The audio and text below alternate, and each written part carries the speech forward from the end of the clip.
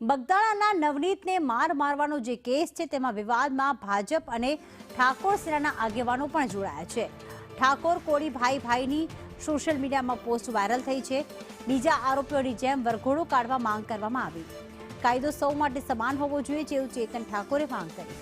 સાથે જ કહ્યું કે નામ દમ કે ઓળખ જોઈને નહીં પરંતુ કલાકારને કાયદો હાથમાં લેવાનો અધિકાર નથી તેવી વાતનો પણ ઉલ્લેખ કર્યો।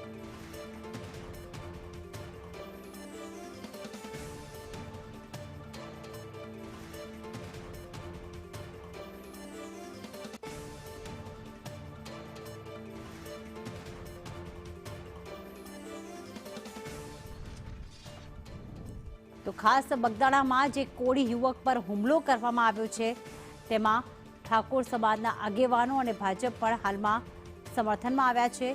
આ આગેવાનો વિવાદમાં આવ્યા છે। કાયદો સૌ માટે સમાન હોવું જોઈએ તેવું ચેતન ઠાકોરે નિવેદન આપ્યું।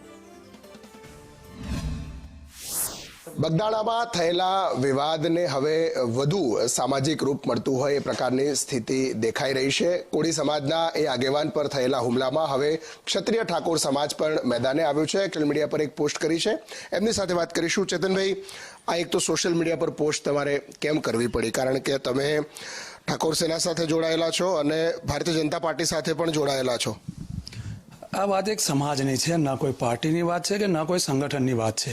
આ સમાજના યુવાન સાથે જે ખોટું થયું છે તો એ સમાજના પડખે અમે ઊભા છીએ અને જે લુખાગીરી કરતા જે પણ આવા તત્વો હશે એના વિરુદ્ધમાં અમે ઊભા છીએ।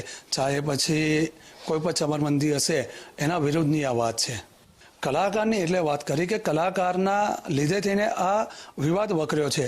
કલાકારના એક ભૂલ હતી કે જે ડાયરાની અંદર થઈ હતી અને એ ભૂલ એમને સ્વીકારી હતી, ત્યાં વિવાદ પૂરો થઈ ગયો હતો। પરંતુ એમના દીકરાએ જે પ્રમાણે ધમકી ભર્યા, ફોન કર્યા, ક્યાં છો એવા લોકેશનો માંગ્યા અને લોકેશન ઉપર જઈને સરપંચ સાથે, સમાજના યુવાન સાથે જે થયું તે બધાએ નરી આંખે જોયું છે। તો જો કોઈ પણ આવી રીતે લુખાગીરી કરતું હોય તો એ લુખાગીરી હરગીઝ ચલાવી લેવામાં નહીં આવે। માયાભાઈના દીકરાએ ફોન કર્યો હતો અને એ ફોન પછી આ બધું થયું છે અને ફોનની અંદર પણ તમે એ રેકોર્ડિંગ સાંભળો કે એને સ્પષ્ટ હુમલા એને કરવાની ઈચ્છા હોય અને જે પ્રમાણે એને કાવતરું ઘડવાનું એ પ્રમાણે એ લોકેશન માગી રહ્યો છે।